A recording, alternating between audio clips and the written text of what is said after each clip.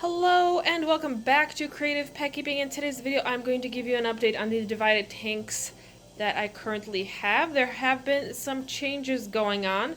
What I did is I moved out the females that were temporarily in some of the divided compartments, and they are in their own divided tank that I'm working on. I moved in the two males that I'm possibly considering keeping from this year's spawn, which are the sons of Arnold, and I decided to take out a divider and give Arnold some more space just to see how he does in a larger space, because I have been considering moving him to his own larger tank in the future.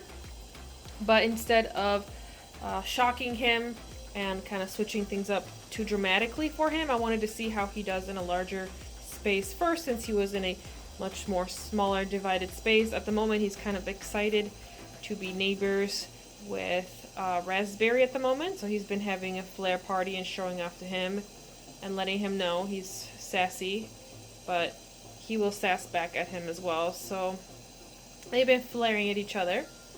The two boys that I decided to hold back for now while I figure out if I want to keep them or not is this male, which at first I thought was going to be a panda koi, but he's already starting to show some blue iridescence. Now, what I think, in my own opinion, a true panda koi would be a fish that only has the cellophane layer and the black, and that is it. As soon as the fish starts showing different colors, then technically it's not really a panda anymore, is it?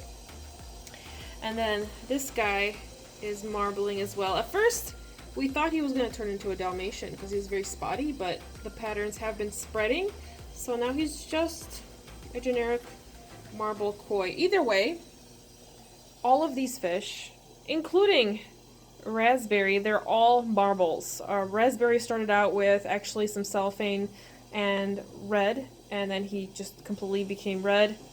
This guy started out with cellophane and black and eventually started getting some reds, and now he's actually having a iridescent blue layer that is starting to go on top of the black, because colors on bettas do show up in different layers. So he, while he is my favorite fish and I definitely love him a lot, he is turning into what I would not consider an ideal koi. He technically falls under the galaxy koi category since he does have the iridescence, but what I would like to try to breed for would be a true koi. So it would be a fish that holds a koi pattern, still kind of looks like a koi fish, and does not have any blues or iridescence. So either cellophane, black, orange, yellow, or a red would be the main colors. So he's definitely, there's things that I don't like. See, he has the iridescence on his cheeks, he has the iridescence on his tail, the colors are still spreading, even though he's marbling very slowly, which is a good thing. So he's definitely turning into something I wouldn't want in a koi, but at the same time, he is loved nonetheless, and he's definitely still my favorite. But it's kind of good to, look at the fish that you are working with and kind of, talk to either someone or, go over it yourself, the pros and cons in the fish that you are spawning, because that will help you make better decisions in the future with your spawn. In my case, I like to take a break every winter from breeding, and during that short period of time I kind of look back on my previous spawn and kind of evaluate what I would like to change, what I would like to improve. I definitely don't like that he has this black line at the top, because from the top he doesn't really look that much like a koi fish from pretty much what I would like to see in a koi. His mom definitely had the traits and colors that I really wanted. So either one choice would be, if I breed one of these two or the female that I chose, either try to breed them to a different female that might fix this issue, or I don't know if I should start over from a different pair. I'm not exactly sure. It's not as bad as his father. As you can see, Samurai completely changed and became like a dark fish of all the colors, and he's kind of like a muddy looking fish.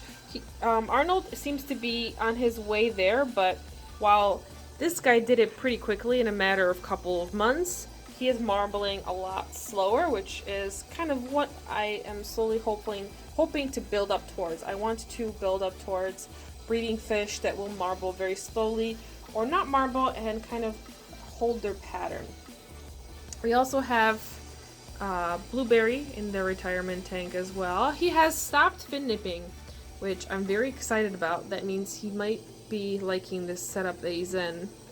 Also, when Samurai scraped himself when he was stuck in the cholla wood, he scraped off a lot of scales over here, so that's not a fungus, that's just all the top scales that were scraped off that one time. Over here I'm trying to see if I can start my own Daphnia colony. We'll see. And then I have some banana worms in here. So that's kind of what is happening in the male tank. In the future, I could definitely put the dividers back and add more males if need be. But at the moment, since that's all the males I have, everyone seems to have their own home, I figured I should give Arnold some extra space and see how well he does.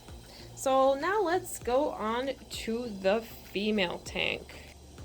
Before I show you the ladies, I might as well show you the last male that was sold, and I have to ship him maybe this week. We were holding him back to kind of wait for the weather to kind of cool off a little bit, because he's going down to Florida and it's pretty hot over there. So, and then we were also waiting out all the hurricane weather too. So he's the last guy that's in here. He has a slight spoon head, so he has that slight little dip right here, see on his top line by his head. You don't really want to breed for that, but luckily it's subtle enough that I think he will be an awesome pet fish, and he's really spunky and handsome, and he definitely has really pretty koi patterns. I have a theory he might maybe turn predominantly red, but we'll see. So he's hanging out in here, probably going to be shipped tomorrow, so I thought maybe I should film him and take a look at him before he goes on his journey. So over here we have the tank in progress. This is the female betta divided tank. I borrowed the marine light that I actually used up here. It is a marine light that I got by accident a long time ago, so I put up here temporarily just so these girls have a light. But I'm gonna have to buy a new light for this tank as well as this tank, because this light is horrible. It's like rusting, and there's all sorts of problematic things happening here. But I just set this tank up today. I haven't added a heater just yet because the water is still a good temperature, but I'm gonna do that right after I finish filming. And I might add 2 more sponge filters. This is already a cycled sponge filter, and then I might add 2 uncycled ones on the sides, so that way there's good water movement.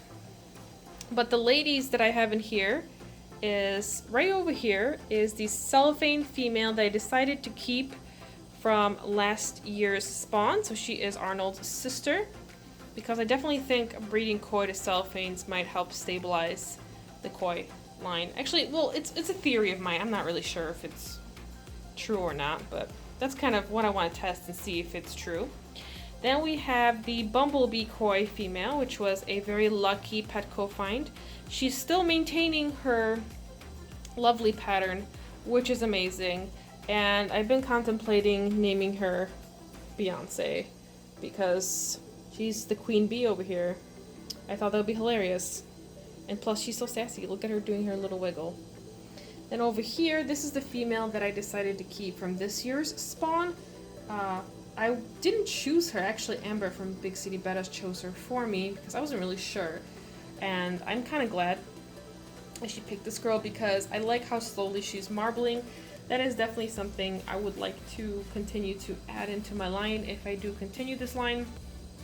I want to work on fish that marble very slowly. So I still need to add some more plants. I kind of almost ended up buying red or pink gravel for this, so it would have been like black and pink or red and then black, but I have all this extra gravel. I have all this blue from Aquashella, and then I have a lot of black gravel, so I didn't really want to waste it or just have it sit in the bucket. Might as well utilize some of it and save some money. So instead, this tank is not going to be color themed like I really wanted it to be, but I guess that's okay. Maybe I can get a combination of putting some real plants in here, but maybe I can get some silk red fake plants to kind of add some different color in here. That's always a possibility. I'm not really sure yet, but there's a lot of things I can do with this tank, and it's kind of nice to have a female tank. Now, the reason why I don't have a sorority is because I've had sororities in the past, and I've always liked having sororities. It's definitely a lot easier to keep a couple fish in a tank than it is to, you know, it's not as pretty to keep them in a divided tank, but I've always kind of had issues arise, and the females in my sororities never lived a very long time. So because of that, I thought it would be better to apply what I do with my male bettas and then keep the girls in a divided tank where they could still see each other through the holes. You can't really see the holes because there's all these air bubbles on there because I just filled this tank up, but these are the dividers that I got from Life with Pets. So if you look up Life with Pets tank dividers, you'll be able to get them as well. There are different sizes, so you have to get the one for your size tank and also your size brand, because she only has certain tanks that will fit certain brands, as all different brands of aquariums kind of have slightly different dimensions. So be sure to double check if you order yours. I think they're really awesome. They're very aesthetically pleasing. They're also very snug and secure, and they don't freak out bettas because they provide them with some privacy, but they also allow them to see each other. And because the holes are there, it also allows for water flow. So technically, if I wanted to just heat and filter this compartment in the middle, I could, and then these would also get filtered water, but I kind of like putting filters in all the compartments.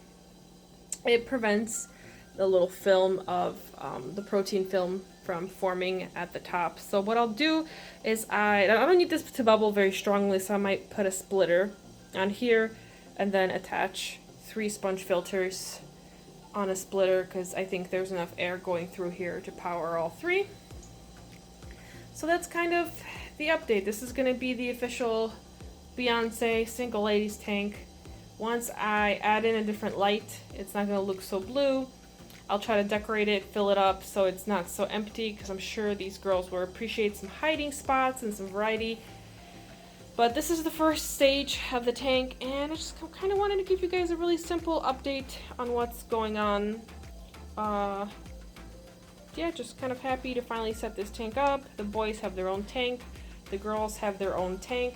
What I did notice is I was worried that the females would get very eggy from being in the tank with the males, because they're exposed to all the hormones that the males release, but surprisingly both of them did not. And I wonder if it's because I fed them on a normal pet betta feeding schedule. I wasn't feeding them as much as I would when I'm conditioning my bettas, and I wonder if that helped prevent them from getting super eggy, because they could definitely see the males, they could flirt with them and flare at them, and they were exposed to, you know, all the male hormones that were in the water and didn't really affect them. So technically I could have kept my other divided tank as a male and female divided tank, but I thought it'd be cute to have all the ladies here.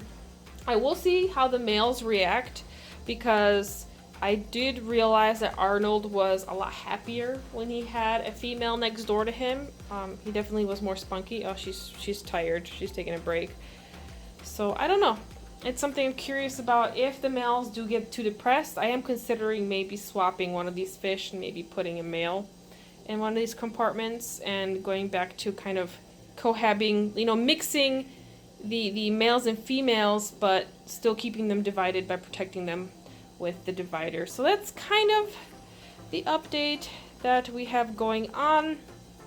If you like this video, be sure to subscribe and check out all my awesome betta related videos. Also, I would like to know down below for the next video, would you like to see an update on some of the cichlids and different species that I have, or would you like the next video to be yet another betta related video? Let me know down in the comments below, because I'm actually very curious, and I'll see you guys soon. Bye.